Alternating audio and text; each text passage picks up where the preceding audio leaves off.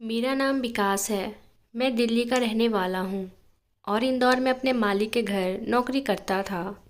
आज मैं आपको बताऊंगा कि सऊदी अरब की औरतें घर में घोड़े क्यों पालती हैं और रात को घोड़े से क्या काम करवाती हैं। इसकी वजह जानकर आपके भी होश उड़ जाएंगे। मैं अपने क्वार्टर में आँख बंद करके सोने के लिए लेटा ही था कि अचानक मुझे मालिक के घोड़े की हिनहिनाने की आवाज़ आई। मैं चौंक गया क्योंकि कुछ देर पहले तो मैं उसके अस्तबल से वापस लौटा था और वह अपनी जगह पर बिल्कुल ठीक था। फिर मैं उसे देखने के लिए कहीं उसे कोई तकलीफ़ तो नहीं है। जैसे ही मैं उसके पास पहुंचा तो वहां का मंजर देखकर मेरे तो होश उड़ गए। मैंने देखा कि अस्तबल में नई मालकिन घोड़े के पास खड़ी थी। वह घोड़े के कमर पर हाथ फेरते हुए उसे शांत कराने की कोशिश कर रही थी, लेकिन मैं समझ नहीं पा रहा था वह इस वक्त यहाँ क्यों आई थी। फिर जब घोड़ा कुछ खामोश हुआ तो मालकिन ने उसकी जुबान अपनी पेट पर चटवाई और पेट चटवाने के बाद उसके पेट पर हाथ फेरते हुए उसकी टांगों के पास बैठ गई। मालकिन की इस हरकत ने मेरे होश उड़ा दिए थे और मैं वहीं से वापस लौट आया था। मैं सोच भी नहीं सकता था कि मेरी नई नवेली अरबी मालकिन ऐसी हरकत भी कर सकती है। मुझे नींद नहीं आ रही थी क्योंकि मेरे दिमाग में मालकिन का वह हरकत घूम रही थी। जितना कुछ मेरे समझ में आया था वह मेरे बर्दाश्त से बाहर था।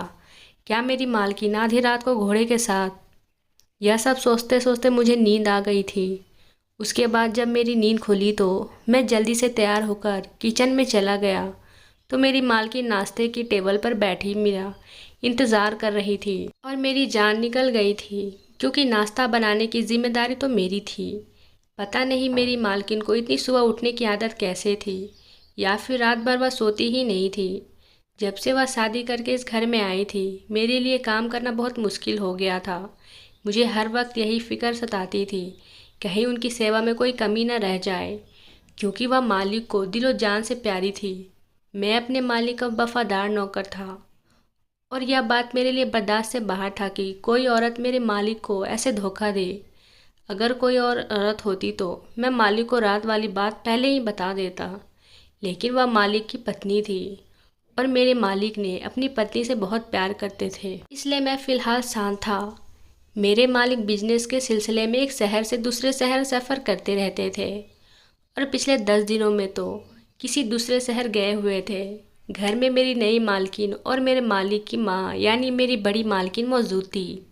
बड़ी मालकिन को सुबह उठने की आदत नहीं थी, इसलिए मैं भी बंगले में आराम से आया करता था।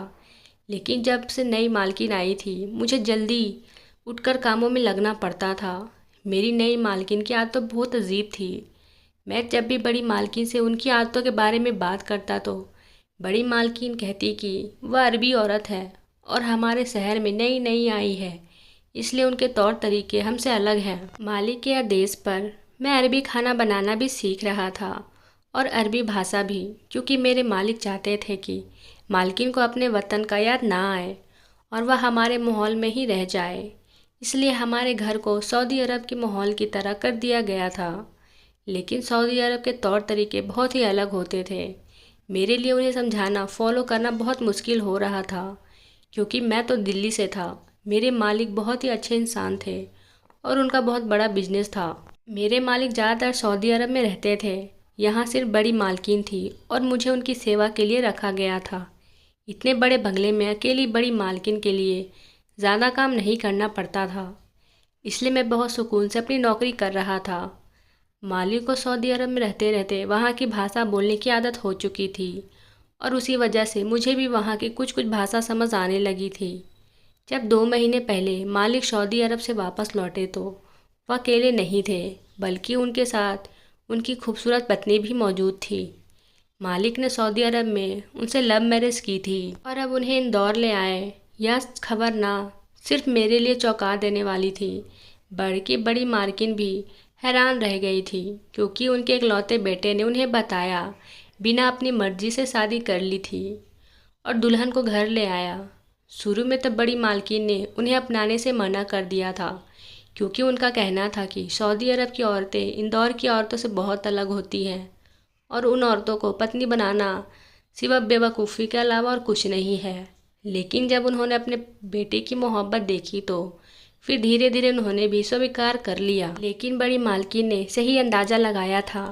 नई मालकिन के आने के बाद ना सिर्फ घर का माहौल बदला था, बल्कि ऐसा लग रहा था जैसे सब कुछ बदल गया हो। कभी वो फिटकरी का ढेर मंगवाती तो कभी बादाम का तेल। पता नहीं बस सारा वक्त अपने कमरे में क्या कुछ करती रही। फिर एक दिन जब मालिक काम से घर लौटे तो मालकिन उसे जिद करने लगी कि उन्हें एक घोड़ा चाहिए। मेरे मालिक ने यह कहकर मना कर दिया कि उन्हें जानवरों से एलर्जी है, इसलिए मैं घर में घोड़ा नहीं ला सकता हूँ। अगर तुम्हें इतना ही शौक है तो कभी कभी मेरे दोस्तों के घोड़े के दिल बहला सकती हो। मालिक की बात सुनकर मालकिन रोने लगी और रोती रोती टूटे फूटे शब्दों में कहने लगी, आपको क्या पता हम सऊदी अरब की औरतें बिना घोड़े गुजारा नहीं कर सकते हैं। वैसे भी आप तो महीने भर घर से बाहर रहते हैं, आपको घोड़ों से क्या एलर्जी होगी। मैं अब उसकी देखभाल करूंगी और ख्याल भी खुद ही रखूंगी, लेकिन मुझे हर हाल में घोड़ा चाहिए।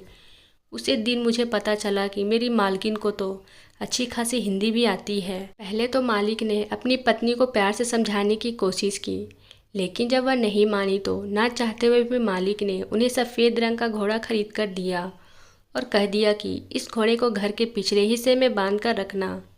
इस बात पर मालकिन बहुत ज़्यादा खुश हो गई।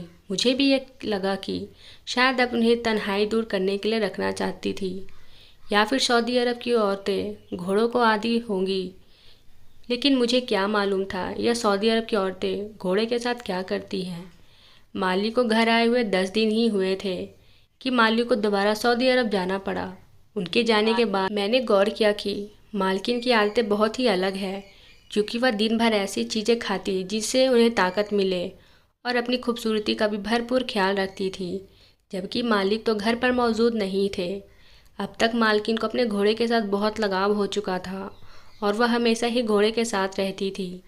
मालिक को गए 2 ही दिन हुए थे कि एक रात घोड़े की आवाज़ पर मैं कमरे से बाहर निकला तो यह देखकर मेरे होश उड़ गए कि आधी रात को मालकिन को घोड़े के साथ मोहब्बत और लगाव का इजहार करते हुए घोड़े की टांगों के पास बैठी थी। मेरी जान निकल गई और उसके आगे का मंजर देखने बिना मैं वहाँ से वापस लौट आया। मैंने सोचा कि मालिक को इस बारे में बताऊंगा या नहीं, क्योंकि यह सब कुछ देखकर चुप रहना मेरी वफादारी के ऊपर धब्बा था। अगली रात घोड़ों की हल्की सी आवाज़ आते ही मैं अपने क्वार्टर से बाहर निकला और आहिस्ता आहिस्ता अस्तबल के पास पहुंच गया। आज भी मेरी मालकिन घोड़े के पास ही खड़ी थी और उसके कान में कुछ कह रही थी। ऐसा लग रहा था जैसा घोड़ा की मालकिन की बात समझ रहा हो। फिर मालकिन धीरे से उसके कदमों के पास बैठ गई। यह सब देखकर मेरी सांस थम सी गई। आगे के मंजर ने मेरे होश उड़ाकर रख दिए। आज की रात मैंने पूरा मंजर अपनी आंखों से देखा। मुझे समझ नहीं आया था कि मालकिन इतना घिनौना काम क्यों किया है। क्या इसलिए उन्होंने मालिक से घोड़े की जिद की थी? बड़ी मालकिन ने ठीक ही कहा था कि सऊदी अरब की औरतें के बारे में कुछ नहीं कहा जा सकता, वह इन दौर की औरतें जैसी नहीं होती है। और आज बड़ी मालकिन की बात का मतलब मुझे सही समझ आ रहा था। मेरी मालकिन ने जो कुछ किया था वैसे मैंने आज तक नहीं देखा था, इसलिए मैं खामोशी से पूरा मंजर देखने के बाद वापस अपने क्वार्टर में आ गया और सोच रहा था कि मुझे इस बारे में मालकिन से बात करनी चाहिए या नहीं। मालिक को वापस आने से अभी 4 दिन और बाकी थे और यह 4 दिन मैं अपनी नई मालकिन की हरकतों को देखना चाहता था। अगली रात मेरी मालकिन जब 12 बजे तक घोड़े के साथ वक्त गुजार कर अपने कमरे में वापस लौटी तो उस वक्त मैं क्वार्टर में वापस जाने की बजाय दबे पांव मालकिन के कमरे तक पहुंच गया था और खिड़की से उनके कमरे के अंदर का मंजर देखा तो मैं हैरान रह गया, क्योंकि मालकिन ने तो कमरे में जाकर उससे भी अनोखी हरकत की थी। मेरी नई मालकिन कुछ ऐसा कर रही थी जो सही नहीं था। यह सब देखकर अब मेरे लिए खामोश रहना सही नहीं था, क्योंकि मैंने उस घर का नमक खाया था। इसलिए मैं सुबह होते ही बड़ी मालकिन की सेवा में हाजिर हो गया और उन्हें नई मालकिन के बारे में सब कुछ बता दिया। मेरी बात सुनकर बड़ी मालकिन कहने लगी कि मैं क्या कर सकती हूँ, मेरे बेटे ने अपनी मर्जी से शादी की है। अगर मैं इस लड़की के खिलाफ़ अपने बेटे से कुछ कहूँगी तो वह कभी भी मेरी बात पर भरोसा नहीं करेगा। और वैसे भी इतने दिनों में मुझे अंदाज़ा हो गया है कि यह लड़की कोई सीधी सादी नहीं है। उसने तुम्हारे मालिक की दौलत देखकर उसे शादी की है और यह आज नहीं तो कल तुम्हारे मालिक को छोड़कर चली जाएगी। बड़ी मालकिन की बातों ने मुझे और परेशान कर दिया वही नई मालकिन को रोकने का कोई भी इरादा नहीं रखती है। उनका मानना था कि इस तरह से वह अपने बेटे से दूर हो जाएंगी, लेकिन मेरा खामोश रहना ठीक नहीं था। इसलिए मैं हर गुजरते दिन के साथ मालिक के आने का इंतज़ार करने लगा, क्योंकि घोड़े की आवाज़ मेरे कानों में आती और मैं जान जाता कि मालकिन क्या कर रही है। पता नहीं मेरी मालकिन कैसी औरत थी, या शायद सऊदी अरब की औरतें ऐसा ही करती है। पूरे 4 दिन गुजरने के बाद जब मालिक वापस आए तो आते ही मालिक ने मालकिन को गले से लगाया और अपने प्यार का इजहार करने लगे। मैं पीछे खड़ा हुआ सोचने लगा, पता नहीं मुझे मालिक से यह बात करनी चाहिए या नहीं। अगर मालिक मेरी बात पर यकीन नहीं करते तो मेरी 12 साल पुरानी नौकरी को खतरा हो सकता है। लेकिन मैं बहुत सोचने के बाद मालिक से बताना ही ज़रूरी समझा। जब मालिक आराम करने के बाद अपने कमरे में से बाहर निकले तो मुझे अपने पास बुलाकर घर के बारे में बात करने लगे, जैसे कि वह हमेशा करते थे। तब मुझे यह मौका सही लगा कि मैं अपने मालिक को मालकिन की हरकत बता दूं। मालिक मुझ पर भरोसा करते या ना करते, लेकिन जो सच है वो सच है। यही सब सोचकर मैं मालिक को बता दिया कि रात के अंधेरे में मालकिन किस हालत में घोड़े के पास जाया करती है। मेरी बात सुनकर मालिक हैरानी से मेरी तरफ देखते हुए कहने लगे, यह कैसे मुमकिन है? महिमा को घोड़े से बहुत मोहब्बत है, लेकिन इसका यह मतलब नहीं वह ऐसी कोई हरकत करे, और भला ऐसा करके उसे क्या हासिल होगा। मैंने मालिक के आगे सर झुकाया और कहा कि मेरा काम था आपको बताना, बाकी मालकिन क्या करती हैं और क्यों करती हैं मैं ये नहीं जानता हूँ, और ना ही यह जानना मेरा काम है, और ना ही मुझे इस बात का कोई लगाव है।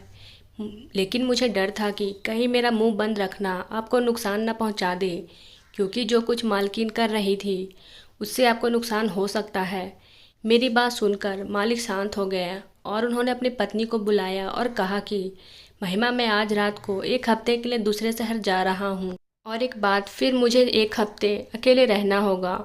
मैं अपने मालिक को बहुत अच्छे तरह से जानता था, इसलिए उनकी बात सुनकर मैं समझ गया था कि वह सब कुछ अपनी आंखों से देखना चाहते हैं। मालिक की बात सुनकर मालकिन थोड़ी देर चुप रही और फिर कहने लगी कि जल्दी वापस आइएगा। मालिक चुपचाप रात होने का पहले ही घर से निकल गए और पीछे के रास्ते से मेरे क्वार्टर में पहुंच गए। जब मैं अपने कमरे में पहुंचा तो मालिक को देखकर हैरान रह गया। फिर रात को जैसे ही घोड़े की हिनहिनाने की आवाज़ आई तो मालिक कमरे से बाहर निकले और उन्हें खुद अपनी आंखों से मालकिन को घोड़े की टांगों के पास बैठा देख लिया। मालिक को तो यकीन ही नहीं हो रहा था कि उनकी पत्नी ऐसा भी कुछ कर सकती हैं, और वह मालकिन के पास पहुंच गए। मालिक को देखकर मालकिन के चेहरे का रंग उड़ गया, और जब मालिक ने गुस्से से मालकिन से सवाल जवाब किया तो उनकी बोलती बंद हो गई और मालकिन रोने लगी। फिर मालकिन ने एक ऐसी सच्चाई बताई जिसे सुनकर मालिक, मैं और हैरान रह गया। मालिकिन ने रोते हुए बताया कि जब वह शादी करके मालिक के साथ इस घर में आई तो सब कुछ उनके लिए नया था। उन्हें यहाँ के रीति रिवाज की कुछ खबर नहीं थी और ना ही इस देश की आदत थी। वह बहुत ज़्यादा परेशान थी, और ऐसे में मालिक भी उन्हें छोड़कर बिजनेस के सिलसिले में दूसरे शहर जा रहे थे। तभी मालिक की माँ यानी बड़ी मालकिन ने अपने कमरे में उन्हें बुलाया, और बड़ी मालकिन ने नई मालकिन को बताया कि मालिक की कई लड़कियों के साथ पहले से ही रिश्ते रहे हैं, और अभी मालिक जब भी दूसरे देश जाते हैं तो वहाँ भी उनकी कई लड़कियों से दोस्ती रहती है। अगर वह मालिक को जल्दी से जल्दी बच्चों की खुशी देंगी तो उनके बच्चे मालिक के पैरों की जंजीर बन जाएंगे, और मालिक कभी भी किसी और लड़कियों की तरफ नहीं जाएंगे। यह सुनकर नई मालकिन बहुत ज़्यादा परेशान हो गई, क्योंकि वह अपने घर वालों के खिलाफ़ जाकर मालिक से शादी करके हमारे देश आई थी, और अगर ऐसे में मालिक उनके साथ कोई धोखा कर देते तो वो बेसहारा हो जाती। और यही सोचकर जब वो परेशान हुई तो बड़ी मालकिन ने उन्हें बताया कि अगर किसी घोड़े के साथ प्यार मोहब्बत से रहोगी और उसे डूम के बालों को काट कर अपने तकिए के नीचे रखा करोगी तो जल्दी से माँ बन जाओगी। नई मालकिन बड़ी मालकिन की बातों में आ गई, और उन्हें लगा कि इस तरह करने से वह मालिक को काबू में कर लेंगी और मालिक कभी उन्हें छोड़कर नहीं जाएंगे। इसलिए उन्होंने बड़ी मालकिन के बहकावे में आकर ही मालिक के सामने घोड़े की बात कही थी कि सऊदी अरब की औरतें घोड़े के बिना नहीं रह सकती हैं। मालिक ने अपनी पत्नी की खुशी के खातिर उन्हें घोड़ा खरीद दे दिया था और खुद बिजनेस के सिलसिले में दूसरे शहर जाते रहे, और नई मालकिन अपनी सास की बातों में आकर घोड़े के साथ न सिर्फ वक्त गुजारने लगी बल्कि उनकी डूम के बालों को काटकर अपने तकिए के नीचे भी रखने लगी, जो कि बिल्कुल फालतू और बेफिजूली था। मेरी बड़ी मालकिन यह बात अच्छी तरह से जानती थी कि मेरा क्वार्टर अस्तबाल के पास ही है और मैं मालिक के मामले में बहुत ज़्यादा वफादार हूँ। मालकिन को कोई भी ऐसी हरकतें करते देख लूँगा तो मालिक को ज़रूर खबर करूँगा और बड़ी मालकिन खुद भी छोटी मालकिन की शिकायत लगाकर उनको घर से हमेशा के लिए निकाल देगी। बड़ी मालकिन ने नई मालकिन को सीधी तरह से इस घर से नहीं निकाल सकती, इसलिए उन्होंने यह अजीब सा खेल खेला और मैं उसका शिकार बन गया। अगर मालिक खुद से सच्चाई जानने की कोशिश ना करते तो वह भी शायद मालकिन को इसी तरह समझते जैसे कि मैं समझ बैठा था। सारा सच पूरी तरह खुला मालिक के सामने आ गया था और मैं भी शर्मिंदगी से मालिक के आगे सर झुका लिया था। मैंने मालिक से माफ़ी मांगी तो उन्होंने मुझे माफ़ कर दिया था, क्योंकि उनका असली गुनहगार मैं नहीं बल्कि उनकी माँ थी। फिर बड़ी मालकिन ने खुद अपने मुंह से बताई कि मैं सऊदी अरब की लड़की को अपने बहू नहीं बनाना चाहती थी, बल्कि अपनी बिरादरी की किसी अच्छे ख़ानदान की लड़की से मालिक की शादी करवाना चाहती थी। बड़ी मालकिन को इस बात पर पक्का यकीन था कि सऊदी अरब की औरतें अच्छी नहीं होती हैं, लेकिन नई मालकिन ने अपनी मोहब्बत और सेवा से बड़ी मालकिन का दिल जीत लिया था। और औरतें सिर्फ़ और सिर्फ मोहब्बत की ख्वाहिशमंद होती हैं और अगर उन्हें किसी रिश्ते से मोहब्बत मिले तो बदले में भी मोहब्बत ही देती है।